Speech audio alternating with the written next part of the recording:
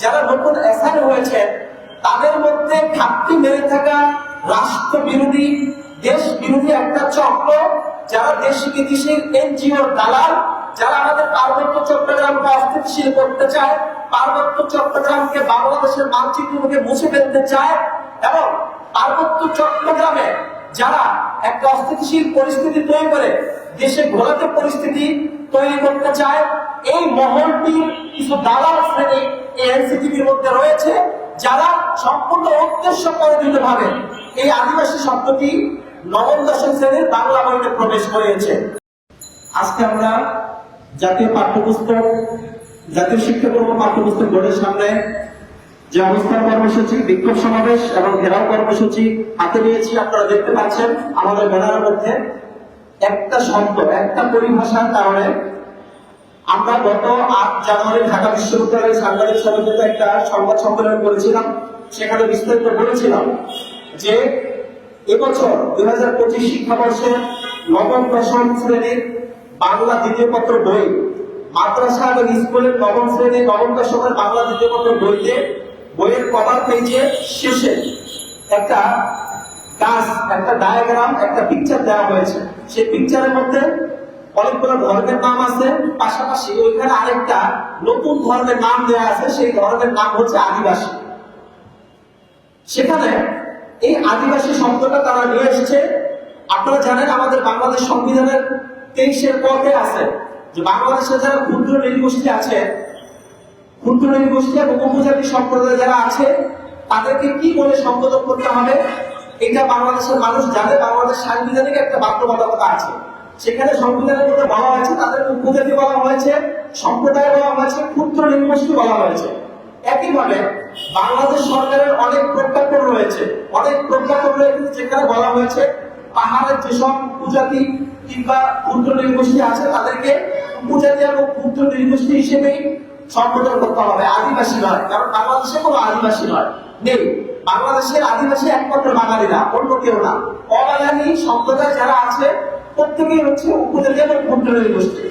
কিন্তু দুঃখের বিষয়, স্বাধীনতার পর থেকে আজ পর্যন্ত বাংলাদেশের ইতিহাসে পাঠ্যপুস্তকে কিংবা সরকারি কোন ডকুমেন্টের মধ্যে আজ পর্যন্ত আদিবাসী, এই যে রাষ্ট্রদ্রোহী, দেশদ্রোহী একটা শব্দ, এইটা কেউ ঢোকাতে সাহস করে নাই।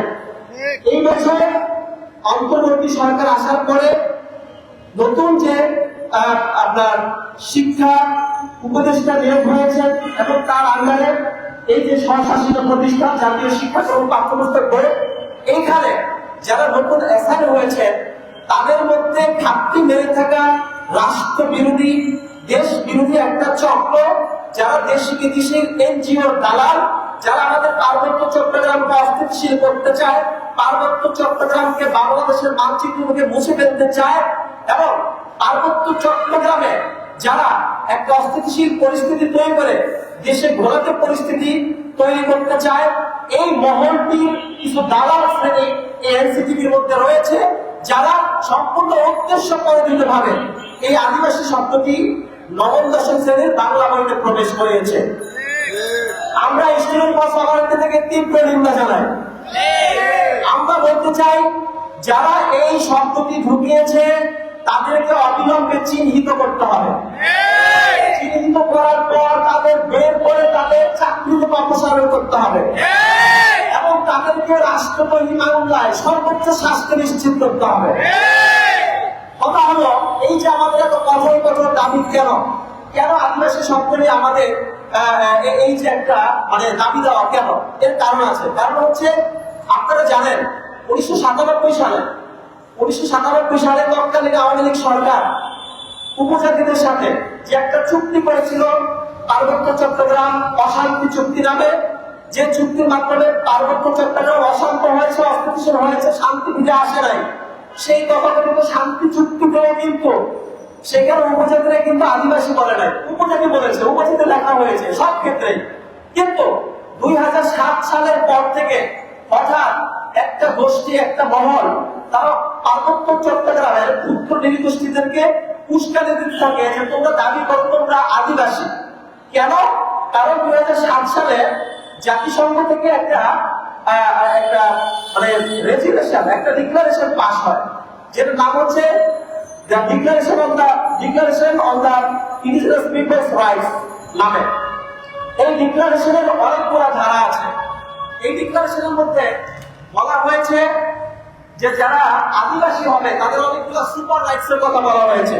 যেমন এই ডিক্লারেশনের অনুচ্ছেদ 4 নম্বরে বলা হয়েছে আত্মনিয়ন্ত্রণের অধিকারের কথা। ডিক্লারেশনের 4 নম্বর অনুচ্ছেদে আরো বলা হয়েছে স্বায়ত্ত শাসন এবং নিজস্ব সরকার গঠনের কথা। অর্থাৎ যারা আদিবাসী হবে তারা স্বায়ত্ত শাসন চাইতে পারবে, তারা নিজস্ব সরকার গঠন করতে পারবে।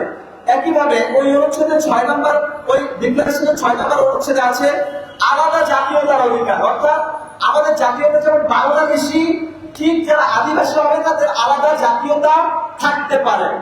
এই যে তথাকথিত আদিবাসী গোষ্ঠী অর্থাৎ উপজাতি সম্প্রদায়, আপনারা দেখবেন তারা আরেকটা রাষ্ট্রদ্রোহী কথাবার্তা নিয়ে আসছে। তারা বাংলাদেশি নিজেদেরকে বলে না, তারা বলে যুগ্ম জাতি, অর্থাৎ যুগ্ম নামে আরেকটা রাষ্ট্রদ্রোহী জাতীয়তা তারা দাবি করছে। আমরা এর তীব্র প্রতিবাদ জানাই।